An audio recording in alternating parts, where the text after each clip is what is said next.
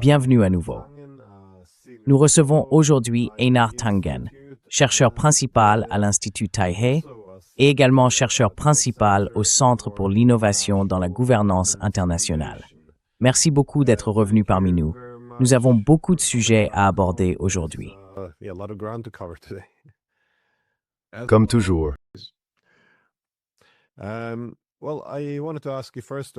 Eh bien, je voulais d'abord vous demander ce qu'on peut attendre ce mois-ci de cette rencontre prévue en tout cas entre Xi Jinping et Donald Trump.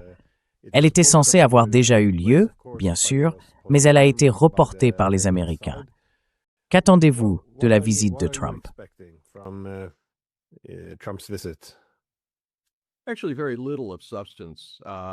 En réalité, pas grand-chose de concret. Tu sais, Glenn, c'est une situation où la stratégie de la Chine vis-à-vis des États-Unis, comme on en a déjà parlé, c'est de continuer à dialoguer. Ils ne veulent pas qu'il se retrouve acculé comme il l'a été avec l'Iran et qu'il fasse ensuite quelque chose d'irréversible. Même si, évidemment, beaucoup de ces actions ont déjà causé des morts. Et ça, on ne pourra pas le changer. Donc oui, j'ai été assez surpris. Beaucoup pensaient que la rencontre serait annulée. Moi, je pensais qu'elle aurait bien lieu, mais j'ai été étonné de voir à quel point son champ s'est rétréci. Il y a eu une réunion en Californie pour discuter des sujets, mais apparemment le camp Trump n'était pas vraiment préparé. C'était juste, tu vois, le discours habituel, très maximaliste. Vous faites ça pour nous.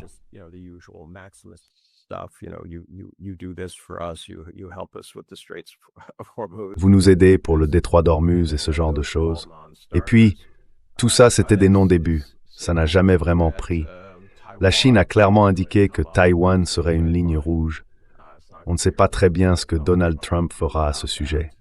À part ça, je pense qu'on peut s'attendre à ce que les Chinois disent « D'accord, on va acheter un peu de blé, ou du gaz, ou du pétrole, ou quelque chose comme ça. » Pas que les États-Unis aient besoin de vendre plus de gaz ou de pétrole en ce moment. Et malheureusement, le prix du blé, au moment de la livraison, surtout s'il s'agit d'une nouvelle récolte, sera bien plus élevé. Comme je l'ai dit, il faut s'attendre à une poursuite du dialogue, mais pas à de grands accords globaux. Juste quelque chose que Trump pourra ramener aux États-Unis pour dire qu'il a gagné. Mais en réalité, rien ne changera vraiment.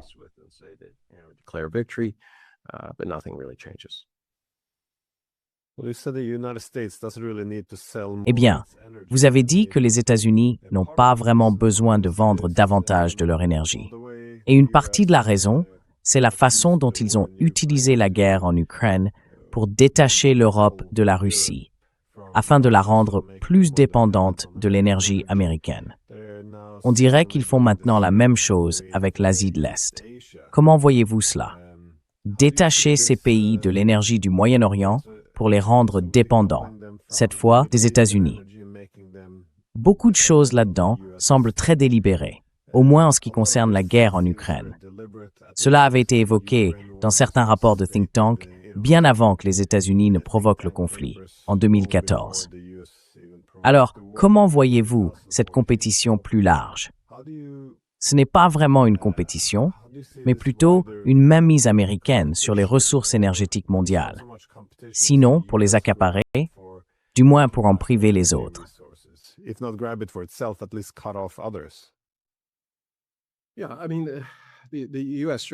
Oui, enfin, la stratégie des États-Unis en matière d'énergie a toujours été une question de contrôle.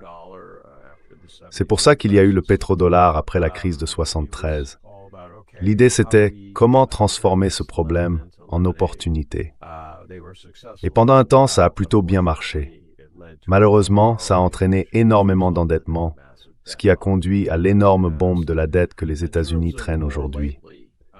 Plus récemment, c'est pas seulement à propos de la Russie. Il y a aussi cet objectif d'empêcher la montée en puissance de la Chine en perturbant ses importations de pétrole. À Washington, ils ont cette idée un peu simpliste. Si on leur coupe le pétrole, leur économie s'arrêtera.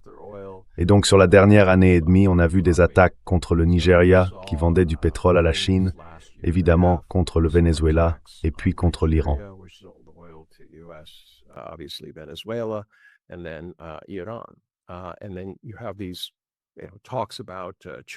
Et puis, on entend parler de ces points d'étranglement, comme le détroit de Malacca, en plus d'Ormuz, et aussi de la zone le long de la mer Rouge. Les États-Unis pensent qu'ils peuvent couper ces routes, mais ce qu'ils ne prennent pas vraiment en compte, c'est que la situation évolue. La Russie dispose d'énormes réserves de pétrole et de gaz, et elle peut encore en développer davantage. Avant, c'était une question de marché. Aujourd'hui, il semble que le marché soit très favorable. La Chine, elle, va s'éloigner du pétrole qui peut être bloqué, en quelque sorte. Et ça veut dire qu'il y aura beaucoup plus d'inquiétude à conclure de nouveaux accords au Moyen-Orient, mais aussi en Afrique et en Amérique du Sud, tout simplement parce que cela devient un enjeu de risque stratégique.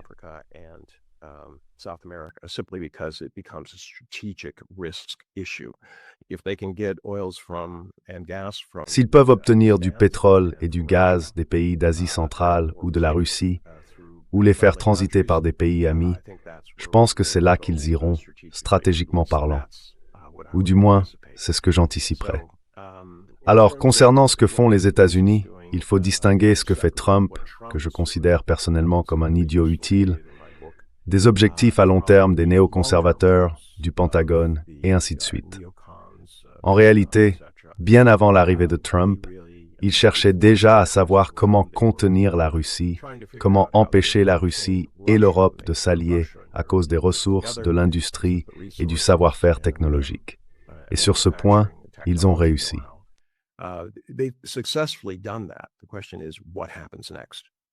La question c'est, que va-t-il se passer maintenant? Et honnêtement, ce n'est pas très clair. On ne peut vendre qu'un certain nombre de bombes. Le fait est qu'on n'en fabrique pas assez. Alors je me suis mal exprimé quand j'ai dit que les États-Unis n'avaient pas besoin de vendre du gaz et du pétrole. Ce que je voulais dire, c'est que l'impact n'est pas majeur pour les États-Unis.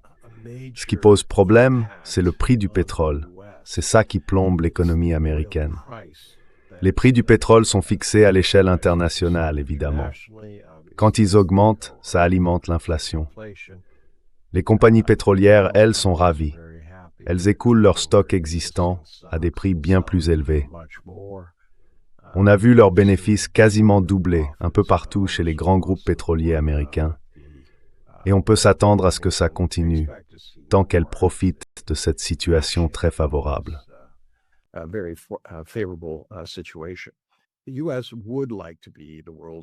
Les États-Unis aimeraient devenir le plus grand exportateur mondial de pétrole et de gaz. Ils sont déjà les plus gros consommateurs.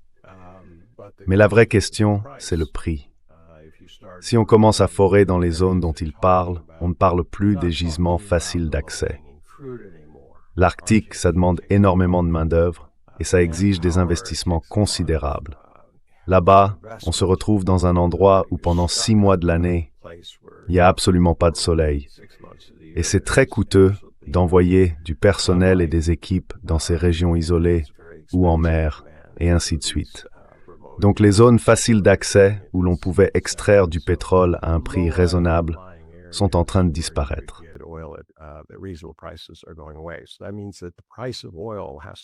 Ça veut dire que le prix du pétrole doit remonter à peu près à ce niveau-là pour que ce soit vraiment rentable d'investir dans ce type de projet. Mais il faut le voir sur le long terme. On a déjà vu une certaine résistance de la part des compagnies pétrolières américaines à propos du Venezuela. Elles ont dit non, on ne veut pas remettre 100 milliards de dollars au Venezuela, relancer les investissements et ensuite prendre le risque qu'un changement politique à Washington entraîne une réaction de Caracas qui dirait « Vous nous avez attaqués, on nationalise à nouveau les compagnies pétrolières ». Elles ont déjà vécu ça une fois et elles sont très très méfiantes. Elles cherchent des garanties absolues de la part du gouvernement américain pour être sûres que tout investissement là-bas puisse évidemment être récupéré en cas de changement de situation.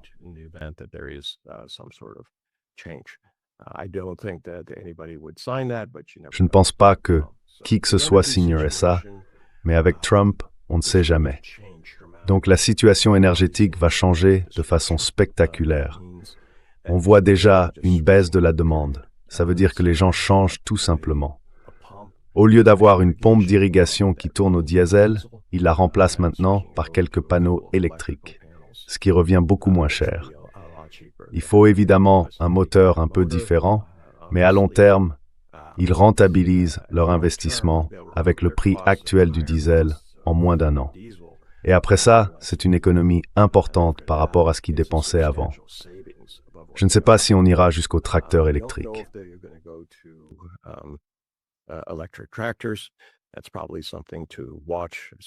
C'est probablement quelque chose à surveiller parce qu'il y a beaucoup de matériel agricole qui fonctionne au diesel. Si on peut passer à l'énergie solaire ou éolienne, qui sont gratuites et abondantes, on est tout de suite dans une bien meilleure situation. En plus, le coût du solaire par watt produit a énormément baissé, d'environ un facteur 10, si je ne me trompe pas, depuis une dizaine ou une quinzaine d'années. Donc, aujourd'hui, on peut en acheter et on rentabilise son investissement très vite. Et surtout, on devient indépendant. Plus besoin d'attendre qu'un camion-citerne vienne faire le plein. On a une batterie, de l'énergie solaire ou éolienne, ou les deux, et on est quasiment hors réseau. On peut faire tourner sa maison, sa ferme, et tout fonctionne.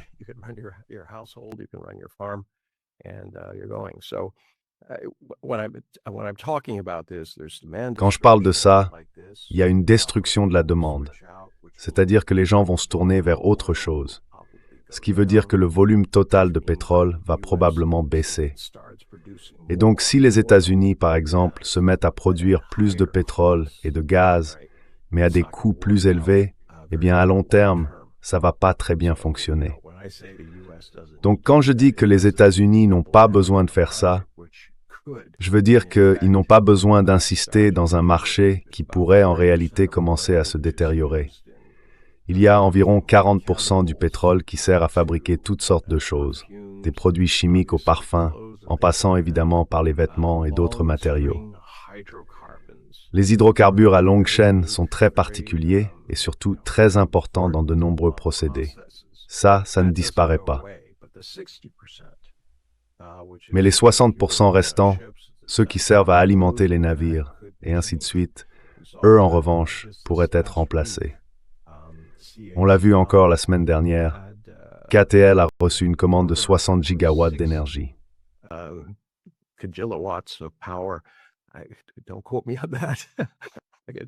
Ne me citez pas là-dessus, mais c'est un chiffre énorme.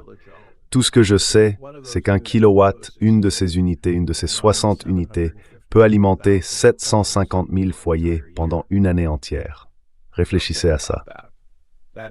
C'est incroyable. Et ça, c'est juste la batterie. On y met de l'énergie, et voilà. Les choses changent profondément. La Chine a déclaré qu'elle pouvait désormais construire 50 centrales nucléaires en même temps, et qu'elle en a déjà 30 qui ne sont pas encore exploitées. Donc on va commencer à voir de vrais changements, et ça fait partie de leur plan initial pour réduire leur utilisation du charbon. Environ 60% de l'électricité en Chine est produite à partir du charbon, et ce plan visait justement à diminuer cette part parce que évidemment le nucléaire coûte beaucoup moins cher. Mais à plus long terme, comme je l'ai déjà dit, ils ont inscrit dans leur plan quinquennal leur objectif d'avoir une énergie de fusion disponible commercialement.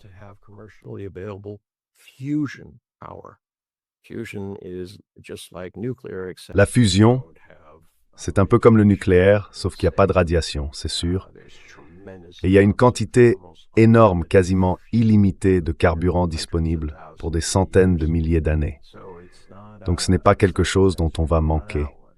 Si c'est vraiment le cas, alors le pétrole qui représentait littéralement 40% du marché avant l'affaire iranienne, eh bien, on ne pourra plus vraiment compter que sur cette part-là. Le reste ne servira plus à grand-chose. Et même pour le carburant d'avion, on n'en aura plus autant besoin, parce qu'on peut en produire à partir de biocarburants et d'autres sources similaires. Donc, il y a des alternatives qui vont être développées, surtout dans ces périodes très très difficiles. Ce que je veux dire, c'est que l'équation énergétique telle qu'on la connaît est en train de changer profondément à cause de ce que les États-Unis ont fait. Et leur idée selon laquelle tout le monde a besoin de plus de pétrole et est prêt à payer des prix élevés est probablement fausse.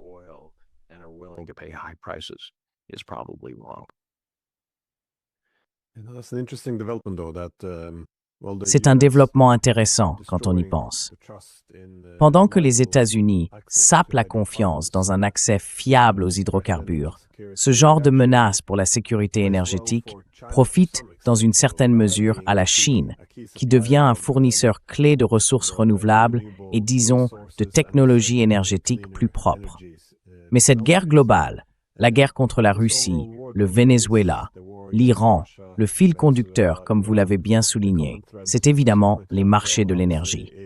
Et pourtant, les États-Unis font aussi partie de ce monde qu'ils sont en train de brûler. Alors, selon vous, quel sera l'impact plus large sur l'économie mondiale? En somme, comment va se répartir la douleur? Qui aura le plus de mal à encaisser ce qui arrive? Parce que l'énergie influence aussi les marchés alimentaires. Et bien sûr, certains pays sont beaucoup plus vulnérables que d'autres.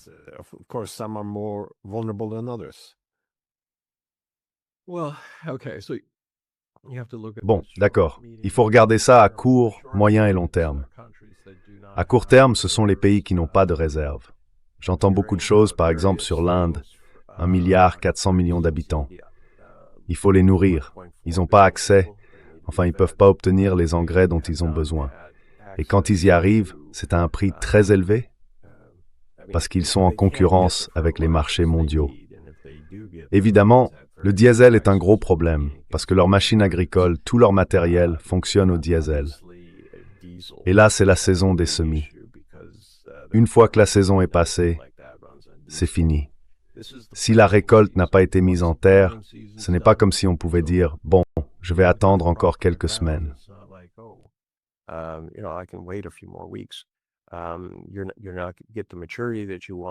Vous n'allez pas obtenir la maturité que vous espériez. Sans les engrais, on parle d'une baisse de 15 à 25% selon le rendement global. Autrement dit, si vous comptiez sur 100 000 boisseaux, vous en auriez plutôt entre 75 et 85 000. Si on regarde ça sur une période plus longue, ça veut dire des pertes vraiment sérieuses. Et s'il y a des sécheresses ou d'autres aléas comme il y en a toujours, l'année pourrait être très très difficile avec une forte inflation sur les produits alimentaires, voire des pénuries. C'est quelque chose qui circule déjà.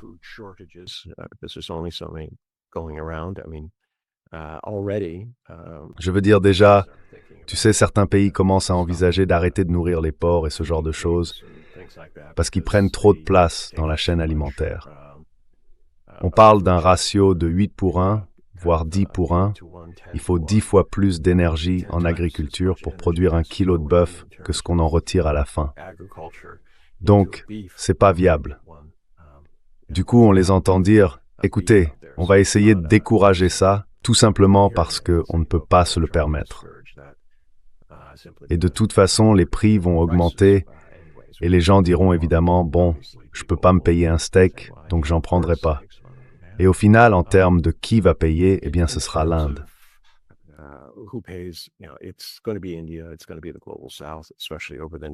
Ce sont les pays du Sud global qui vont être les plus touchés, surtout au début, pour la même raison que l'Inde a des difficultés. Ils n'ont quasiment pas de réserve, peut-être de quoi tenir quelques jours, quelques semaines, tout au plus. Donc ils vont vraiment encaisser le choc. Maintenant, on parle de créer des fonds d'urgence pour les aider à acheter ce dont ils ont besoin. Mais comment vont-ils rembourser? Leurs économies sont déjà très fragilisées. Ils vont subir une inflation alimentaire, une inflation générale, une inflation sur le carburant. Ce n'est pas bon du tout. Quelqu'un m'a demandé, mais enfin, pourquoi c'est si grave? J'ai répondu, d'accord, prenons un exemple simple, le pain. Le pain, c'est entre 15 et 25% d'énergie pure. Il faut obtenir cette pure. Pas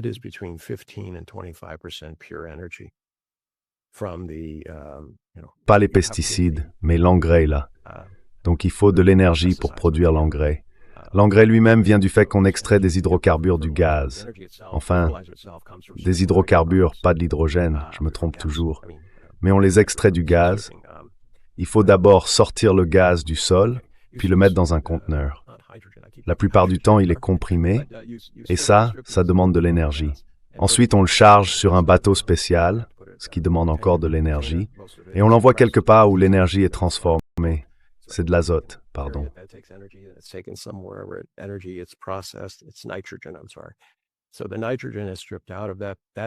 Donc l'azote est retiré de tout ça. Ça demande de l'énergie. Ensuite, il faut le livrer jusqu'à vous. Ça aussi, ça demande de l'énergie. Puis c'est répandu sur le sol par les tracteurs et tout le reste. Encore de l'énergie. Après, il faut arroser, irriguer, là encore de l'énergie. La récolte, pareil, ça consomme de l'énergie. Ensuite, on passe au traitement du blé, des céréales et tout ce qui s'ensuit. Ça prend de l'énergie. Les plastiques, dans lesquels tout ça est emballé, eux aussi demandent de l'énergie. Puis c'est chargé sur des camions et livré jusqu'à vous. Tout ça, c'est de l'énergie. Alors, quand je l'explique comme ça, je me rends compte qu'une crise du pétrole et des carburants va forcément se transformer en crise alimentaire.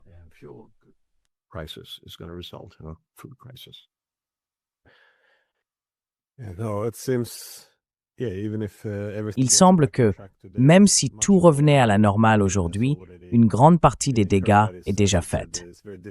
Comme vous l'avez dit, c'est très difficile de rattraper le retard, surtout avec les pénuries alimentaires qui s'annoncent. Mais je voulais passer à un autre sujet, celui de la guerre en Iran, parce que c'est évidemment l'une des principales causes de ces problèmes, en plus de tous les autres conflits. Et puis, il y a la question du contrôle du détroit d'Ormuz, ou du blocus que les États-Unis y ont imposé. Cela s'inscrit maintenant dans un cadre plus large, celui du blocage des voies maritimes internationales. C'est depuis toujours un élément central de la politique des grandes puissances. La puissance maritime dominante cherche toujours à contrôler les corridors stratégiques. Et on le voit aujourd'hui avec le blocus du Venezuela vers Cuba ou celui imposé à l'Iran.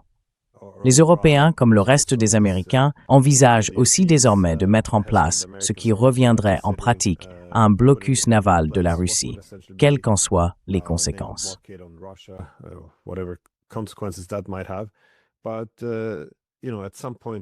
Mais vous savez, à un moment donné, tout ça va se tourner vers la Chine. Et comme vous l'avez vu, Trump a fait ce commentaire en disant « Eh bien, maintenant, on fait de la piraterie, c'est ce qu'on fait. On saisit des navires et on prend leur cargaison. » Franchement, c'est un drôle d'incrémentalisme. Au début, quand ils ont commencé à saisir des navires, ils ont essayé de faire croire que c'était légal, en se référant à leurs propres sanctions unilatérales, comme si ça rendait quoi que ce soit légal. N'importe quel pays peut imposer des sanctions à n'importe qui. Mais maintenant, évidemment, on a franchi toutes ces étapes, comme toujours, petit à petit, et cette fois, toute apparence de légalité a disparu. On peut appeler ça comme c'est de la piraterie. Mais la vraie question, c'est comment tout cela va-t-il finir par toucher la Chine? Parce que selon moi, c'est la cible finale. C'est le véritable rival des États-Unis. Alors, est-ce qu'ils vont aller jusqu'au détroit de Malacca? Comment vous voyez ça?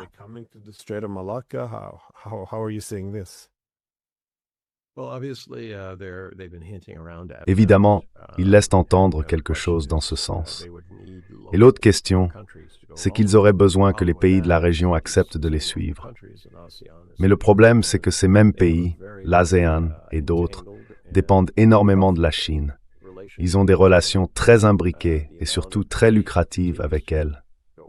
Le volume des échanges continue d'augmenter, en partie à cause des sanctions américaines.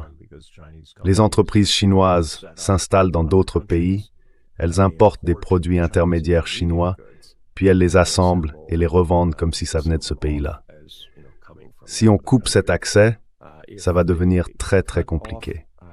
Maintenant, je ne sais pas, mais aux États-Unis, on n'a jamais hésité à essayer de provoquer un changement de régime, à pousser nos propres candidats, ceux qui sont prêts à faire ce qu'on veut.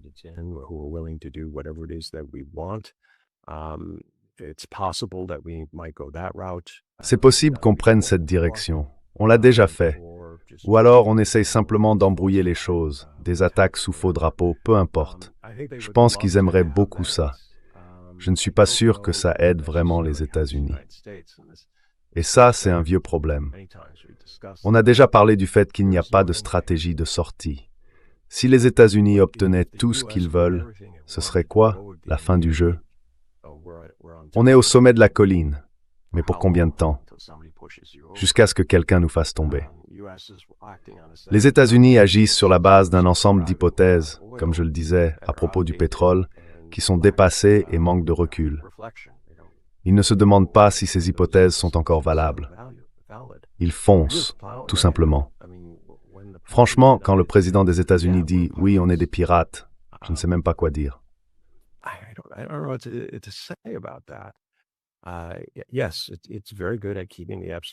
Oui, c'est très efficace pour garder les dossiers Epstein loin de la une.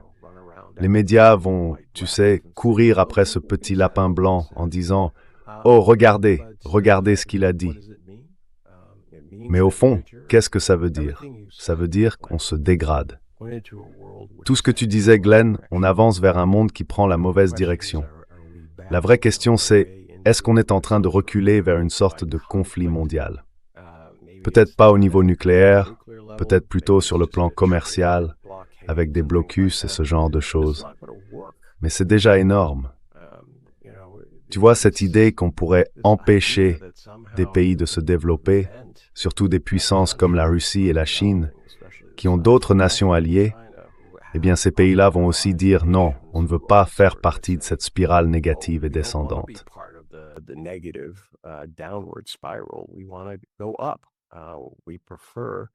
Nous, on veut aller de l'avant. On préfère l'approche de la Chine, qui est non négative, non idéologique et pragmatique, à celle des États-Unis, qui est du genre soit vous êtes avec nous, soit contre nous, sur le plan idéologique comme littéral. Du coup, les États-Unis marquent pas mal de buts contre leur camp. Ce qui est ironique, c'est d'entendre des gens à Washington dire « Ah, la Chine a fait ci, la Chine a fait ça ». D'accord, donc la Chine aurait poussé Trump à dire « Je veux être un pirate », à envahir l'Iran, à kidnapper le président et la première dame du Venezuela, à menacer tous ces pays. Franchement, ça n'a aucun sens. Mais ce qui dérange, c'est que beaucoup de gens réagissent de manière émotionnelle.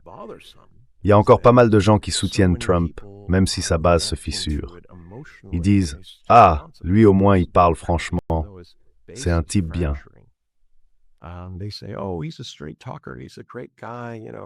Il dit vraiment les choses comme elles sont. Il agit, oui, mais qu'est-ce qu'il fait exactement?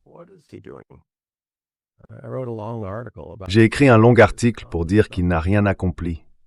Enfin oui, d'accord, il a terrorisé les migrants. Très bien. Il a expulsé, 1 million de personnes de la chaîne de travail. Mais ça, c'est pas une victoire. Ça coûte à beaucoup de petits agriculteurs leurs moyens de vivre. Ils font faillite parce qu'ils n'ont plus les gens pour faire tourner leurs exploitations. Et quoi d'autre? Il a développé le système de santé? Non, c'est tout le contraire. Les soins coûtent encore plus cher. Il avait promis une sorte d'âge d'or, le retour de l'industrie. C'est tout l'inverse. Elle s'en va.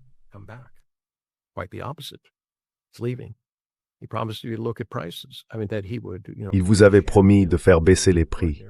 Je veux dire, il devait, vous savez, être le défenseur des gens ordinaires, veiller à ce que le coût des courses, de l'essence, de tout, diminue.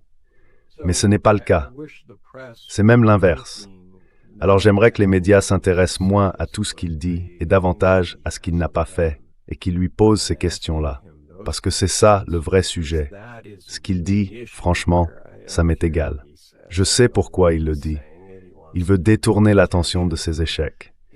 Mais pourquoi les médias tombent-ils dans le piège? Ça me dépasse. Je connais des gens dans la presse, j'en parle avec eux.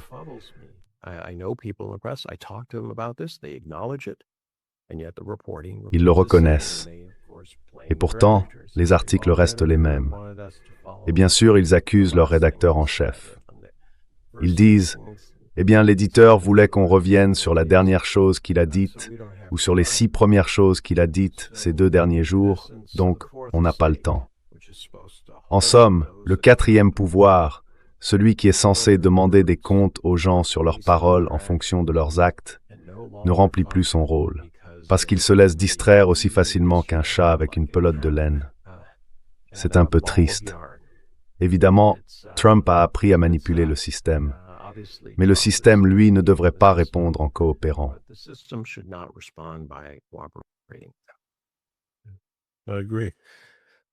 Je suis d'accord. Mais je me dis que peu importe les discussions ou la manière dont elles se dérouleront entre Trump et Xi Jinping, on a l'impression que ça ne change pas grand-chose. Si on met de côté tout le bruit, les commentaires ou même l'accord qu'ils pourraient signer, au fond, quand on prend un peu de recul, rien n'a vraiment changé. L'objectif principal des États-Unis reste de promouvoir un système international fondé sur leur primauté mondiale. C'est une logique d'hégémonie américaine, de domination globale. Et comme on l'a vu avec la Russie et l'Iran, tout accord de paix n'est en réalité qu'une pause temporaire, le temps de se réorganiser et de revenir se battre en position de force.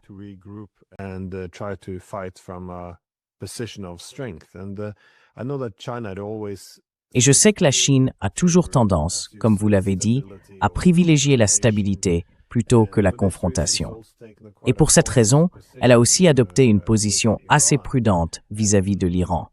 Et je dirais, dans une large mesure, avec raison, puisqu'elle a contribué à éviter que la guerre en Iran ne prenne une dimension mondiale. On voit bien, avec des conflits majeurs comme ceux en Ukraine ou autour de l'Iran, à quel point ils peuvent s'étendre, se mondialiser. Et c'est évidemment très dangereux. Mais cette idée de privilégier la stabilité plutôt que la confrontation, qu'est-ce que ça veut dire concrètement? Parce que de toute façon, ce conflit arrive jusqu'à la Chine. Et je pense que la Chine est ici une cible essentielle.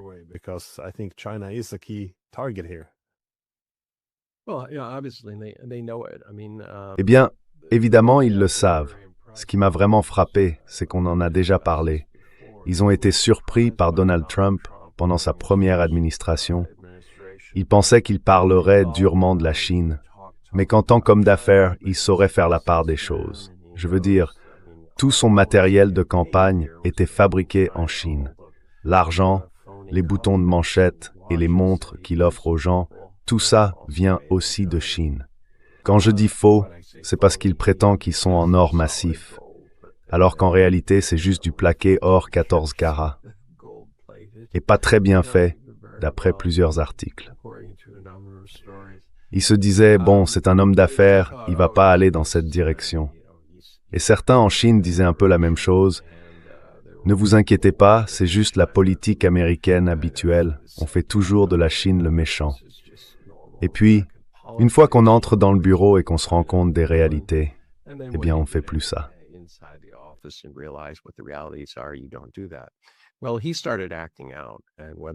Eh bien, il a commencé à faire un peu n'importe quoi. Et que ce soit venu de lui-même, ou qu'il ait été facilement influencé par les néoconservateurs ou par les gens, vous savez, les faucons vis-à-vis de la Chine, il s'est laissé embarquer. Alors la Chine a été surprise. Mais elle ne l'est plus aujourd'hui. Je connais pas mal de gens dans les think tanks ici, en Chine, et ils font un travail énorme de modélisation. Ils essayent de comprendre, vous voyez, quelles sont les 1000 choses que Trump pourrait faire, dire, ou les sujets qu'il pourrait lancer. Ils étudient son parcours, sa psychologie, tout ça. Et ensuite, en gros, ils rédigent une réponse. Et je ne sais pas si vous l'avez vu, mais Xi Jinping a un dossier de préparation. Et dans ce dossier, il a des réponses à des scénarios probables, avec la manière dont il devrait les aborder.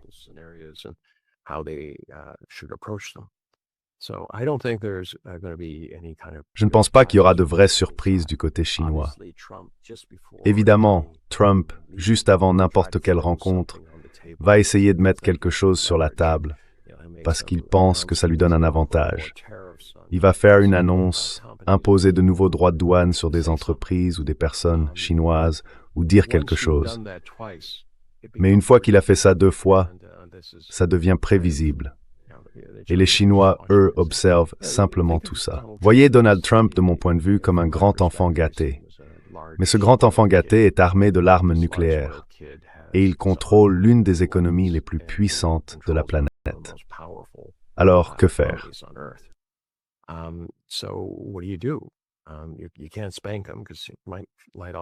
Tu ne peux pas le punir parce qu'il pourrait déclencher une arme nucléaire.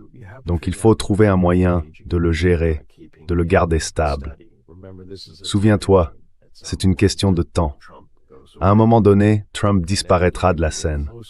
Et chaque jour qui passe, on se rapproche des élections de mi-mandat. Je prédis qu'il perdra à la fois la Chambre et le Sénat. Et quand ce sera le cas, on ne sait pas vraiment s'il acceptera le résultat ou s'il essaiera encore de dire, tu vois, le Congrès, c'était illégal, c'était truqué, alors même que c'est lui qui a été le plus impliqué dans les tentatives de manipuler les élections, en encourageant le redécoupage électoral pour favoriser les républicains, les États républicains et tout ce genre de choses. Il peut toujours essayer.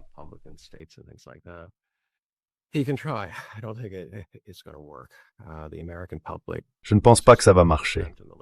Le public américain, 61%, selon le dernier sondage d'Ipsos, estime que c'était une erreur d'intervenir en Iran. À peu près le même pourcentage de personnes sont déçues par la situation économique actuelle. Il y a bien quelques partisans, mais la grande majorité des Américains n'approuvent pas ce que fait Donald Trump, ni les conséquences que cela a pour le pays. Alors quand on regarde tout ça, comment la Chine perçoit-elle la situation? Elle adopte une vision à long terme. Elle cherche à dialoguer avec lui. Elle sait quelle est la cible. Et elle veut, en gros, montrer l'exemple. La Chine continue de croître à un rythme bien plus rapide, plus du double de celui des États-Unis.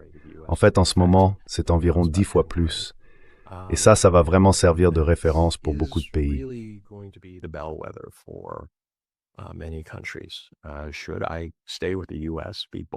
Alors, est-ce que je reste avec les États-Unis, à me faire bousculer, dire quoi faire, m'impliquer ou être mêlé de loin à des guerres par procuration? Ou est-ce que je choisis un pays qui ne m'impose rien, qui ne me dit pas ce que j'ai le droit ou non de faire? Ils m'ont simplement dit, on aimerait commercer avec vous. Franchement, Glenn, il n'y a même pas photo. Réfléchis-y. Quel pays a envie de se faire malmener par les États-Unis? Et si tu es avec eux, tu sais très bien que tu vas te faire bousculer. Tu vois, petit à petit, j'ai parlé avec beaucoup d'ambassadeurs ici, venus d'autres pays. Il y en a plus de 150, des ambassadeurs ou des gens de ce rang, venus de différents pays et régions ici à Pékin. Et tu sais, c'est un petit milieu. Tout le monde se connaît, on croise les gens, on sent l'ambiance.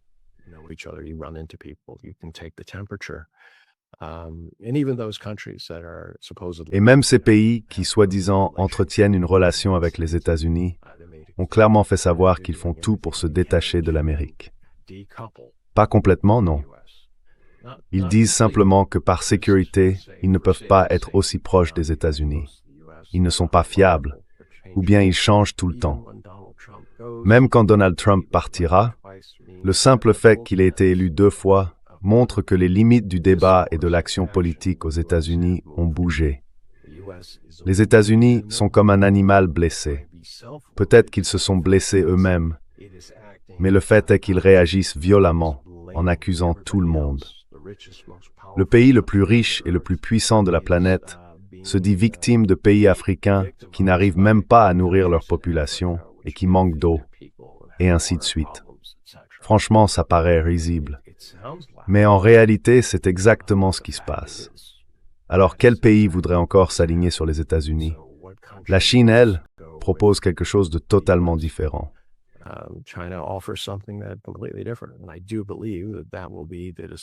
Et je pense vraiment que ce sera le facteur décisif. Les États-Unis ne peuvent pas intimider tout le monde tout le temps. J'espère encore que le monde finira par s'unir, qu'ils aillent voir ces puissances nucléaires ici, c'est-à-dire Israël, l'Iran et les États-Unis, et qu'ils leur disent « Ça suffit Israël, vous devez renoncer à vos armes nucléaires ». Le Moyen-Orient deviendra alors une zone sans armes nucléaires. En échange, il y aura plusieurs garanties pour assurer cela. Personne ne devra soutenir de mouvements favorables au séparatisme, au terrorisme ou à l'extrémisme. Et les États-Unis, vous devrez verser des réparations pour les dégâts que vous avez causés, non seulement à l'Iran, mais aussi à vos soi-disant alliés au Moyen-Orient. Je veux dire, des dizaines de milliers de milliards de dollars ont été perdus, parce que ces pays ne sont plus considérés comme des endroits sûrs pour y vivre ou y faire des affaires.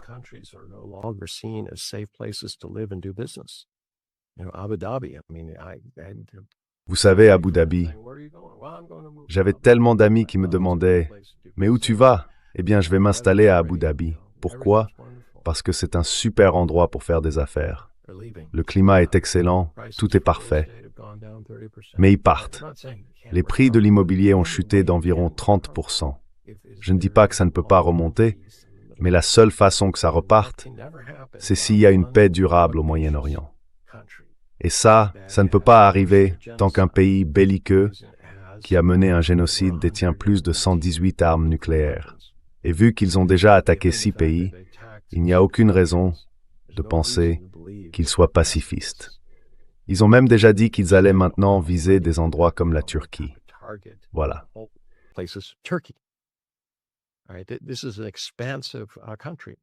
C'est un pays immense, mais il n'y a que 7,5 millions d'habitants. Et pourtant, il veut affronter, quelques centaines de millions d'Arabes à travers tout le Moyen-Orient, sur la base de cette idée qu'on leur aurait donné cette terre il y a très longtemps. Donc selon cette logique, les États-Unis doivent verser des réparations, ils doivent payer pour les dégâts qu'ils ont causés, ils doivent lever les sanctions, et l'Iran, lui, doit renoncer à toute forme de guerre par procuration. Là, je pense qu'on pourrait avoir une vraie paix, comme Issa l'a dit, en retirant les armes nucléaires d'Israël. Pour moi, ce sont les principes d'une paix durable, sur le long terme. En dehors de ça, tout ce qu'on obtient, c'est ce que vous évoquiez tout à l'heure, une succession de solutions temporaires, de pauses fragiles, au milieu d'une guerre qui continue.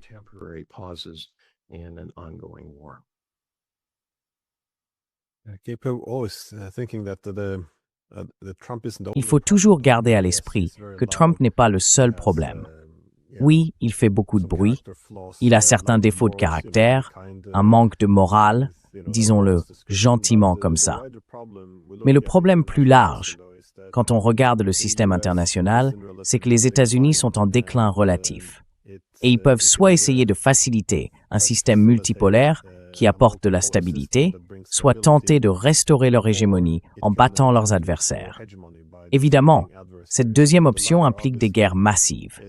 Et même leurs alliés, aussi malmenés soient-ils, comme les Européens, n'ont pas l'imagination politique nécessaire pour envisager autre chose qu'une hégémonie collective.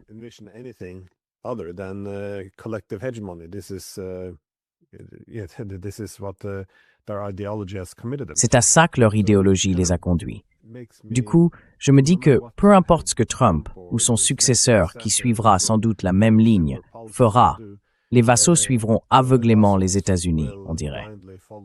Oui, mais ça m'amène à ma dernière question, parce que je voulais justement savoir, selon vous, comment la Chine pourrait, ou peut-être va, s'impliquer dans l'évolution de sa relation avec les Européens. Parce que, sans exagérer, on a vraiment l'impression que l'Europe se dirige vers une guerre, peut-être même avec la Russie maintenant.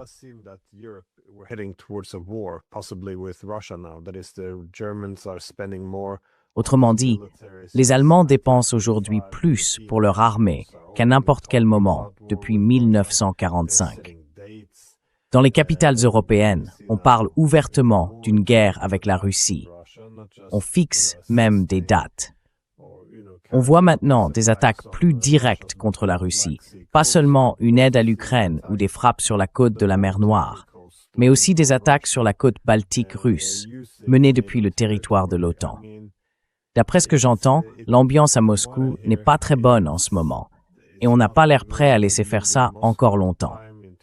Alors, si on en venait à une guerre directe, selon vous, comment la Chine réagirait-elle à un tel scénario? China would respond to such a scenario.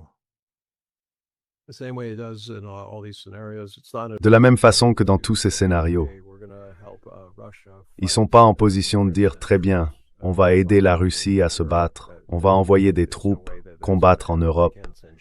Il n'y a absolument aucune chance que ça arrive. Ils ne peuvent pas non plus envoyer de navires là-bas, parce qu'ils ne pourraient pas les ravitailler. Ils seraient coulés avant même d'arriver. Quant à l'envoi de troupes, si on devait avoir un affrontement de ce genre, je serais moins inquiet pour les troupes que pour l'usage d'armes nucléaires tactiques, parce que ce serait une escalade. Si un camp utilise une arme nucléaire tactique, tout à coup, on se retrouve dans une véritable guerre nucléaire. Mais j'ajouterais un autre scénario possible. L'électorat européen n'est pas satisfait. Il y a un vrai fossé entre d'un côté ce que je considère comme les élites du système de gouvernance actuel et de l'autre la population en général.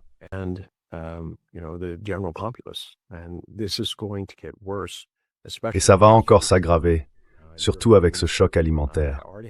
Les Européens ont déjà subi le choc énergétique. Ça a décimé la capacité industrielle de pays comme l'Allemagne. Beaucoup d'entreprises ont tout simplement fermé ou délocalisé. C'est la première fois que Volkswagen ferme une usine. La situation est difficile là-bas. Et une grande partie de ça vient de l'énergie. Si vous n'avez pas des prix de l'énergie compétitifs, comment voulez-vous rivaliser? En plus, le coût du travail est plus élevé, la construction est plus chère, les normes sont plus strictes. Comment voulez-vous être compétitif dans un contexte mondial, surtout quand vos concurrents ne sont pas seulement en Chine? Il suffit de regarder partout en Asie. Ils vont très vite. Et si on parle de secteurs à forte valeur ajoutée en main-d'œuvre, évidemment, c'est pas l'Europe non plus. Donc oui, l'Europe traverse en ce moment une crise existentielle.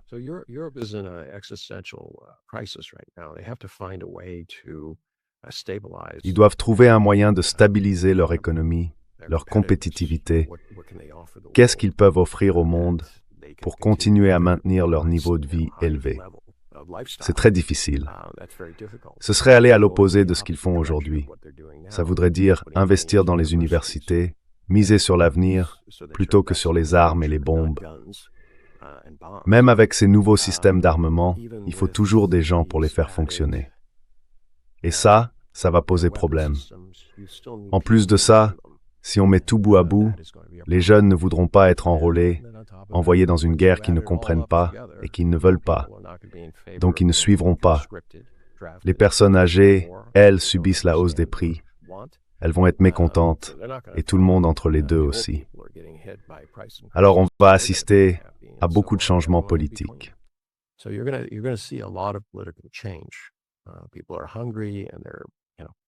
Les gens ont faim, ils sont épuisés, ils ne voient plus d'avenir pour eux-mêmes. Ce n'est pas un vote pour le pouvoir en place, c'est un vote pour n'importe qui d'autre, du moment qu'il promet autre chose. Le paradoxe, ou plutôt le problème, c'est qu'on voit la montée de l'extrême droite. Beaucoup d'entre eux sont des néofascistes, ou carrément des sympathisants des nazis et de ce genre d'idéologie. Ils adoucissent leur discours, mais c'est bien de là qu'ils viennent. En revanche, ils sont très isolationnistes. Ils pensent que l'argent doit rester au pays, qu'il faut reconstruire ici. Est-ce qu'ils ont un vrai plan économique? Je ne crois pas. Ils se contentent de dire « investissez chez nous et tout ira bien ». Mais l'isolationnisme ne tient pas compte du fait qu'ils vivent déjà dans un monde très complexe, avec des économies étroitement liées entre elles.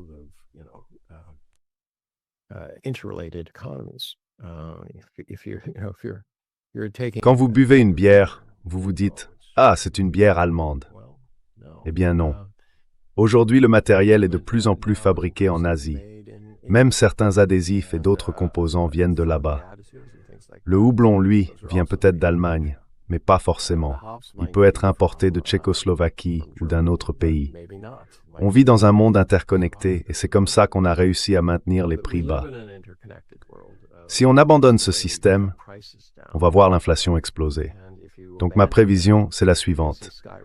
La droite arrive au pouvoir, elle n'arrive pas à résoudre les problèmes, elle les aggrave. Ensuite, c'est l'autre camp qui prend la relève. Et on entre dans une période d'instabilité prolongée, avec un effet de bascule permanent. Vous savez, quand l'un monte, l'autre descend.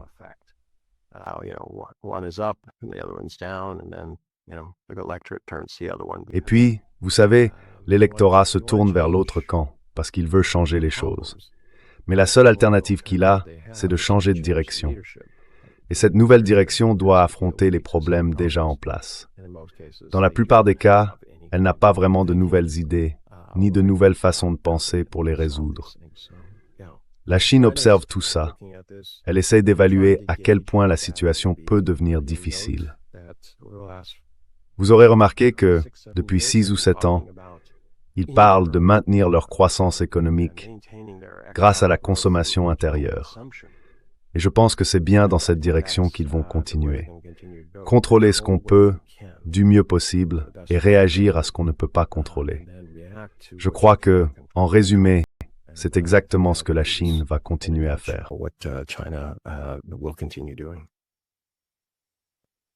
I think that's an important role China could play, though, in terms of accommodating a new world order. Friedrich Nietzsche and others always made the point that when there's change, all change requires first that the old dies, and then for something new to be created.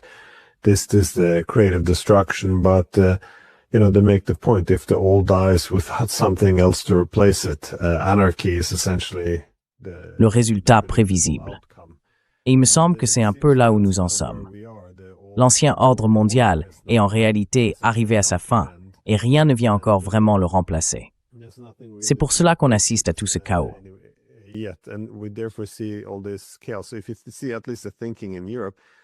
Si on regarde un peu la façon de penser en Europe, on a l'impression que la guerre est désormais la seule option possible, parce qu'il n'y a plus rien d'autre.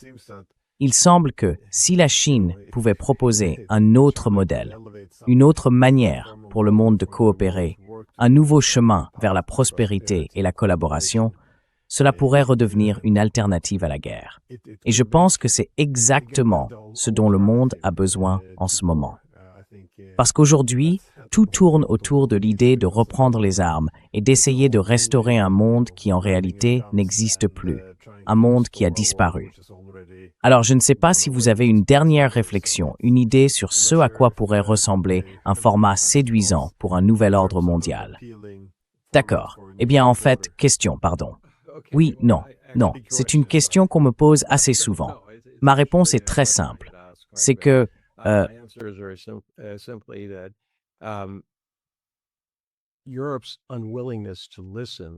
Le refus de l'Europe d'écouter ou d'examiner un modèle qui a été proposé ne veut pas dire qu'il n'y a pas de modèle.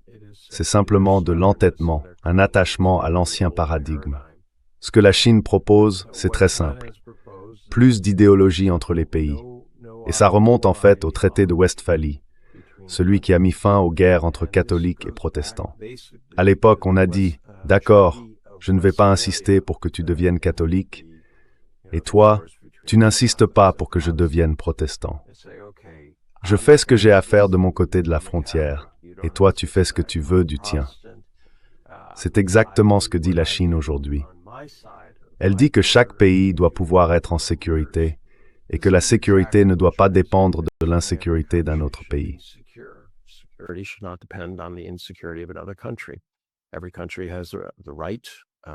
Chaque pays a le droit de choisir sa propre voie de développement. Aucun autre pays n'a le droit d'interférer dans la trajectoire qu'il essaye de suivre.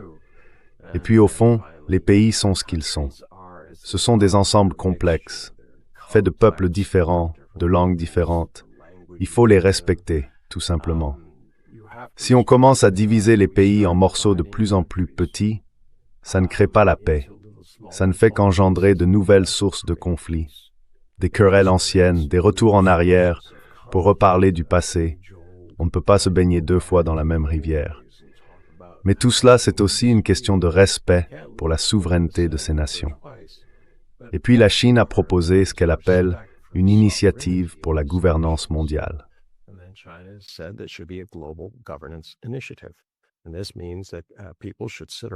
Ça veut dire que les gens devraient s'asseoir autour d'une table et commencer à parler. Pas s'envoyer des chars les uns contre les autres. Il faut discuter, trouver une solution.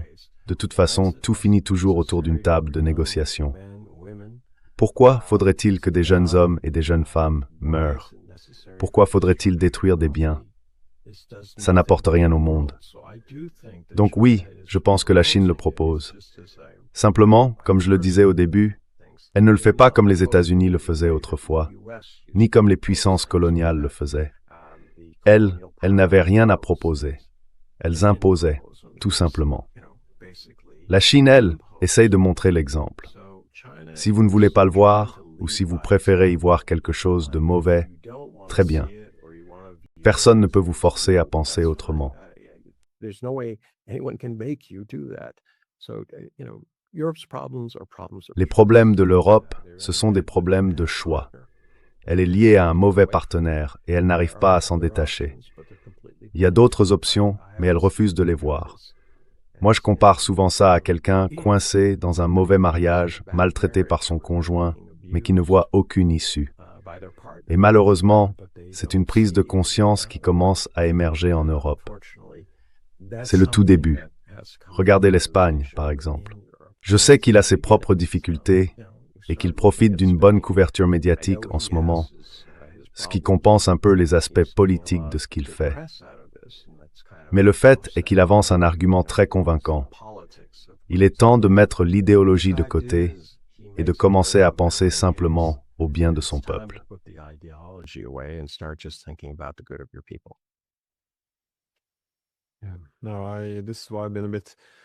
C'est pour ça que je reste plutôt optimiste à propos de ce qu'on appelle l'initiative pour une civilisation mondiale de la Chine. En gros, c'est une invitation aux civilisations à recommencer à coopérer dans ce cadre westphalien dont on a vraiment besoin. Merci d'avoir pris le temps de discuter un samedi. J'apprécie beaucoup. J'aime toujours discuter avec vous. Malheureusement, beaucoup trop.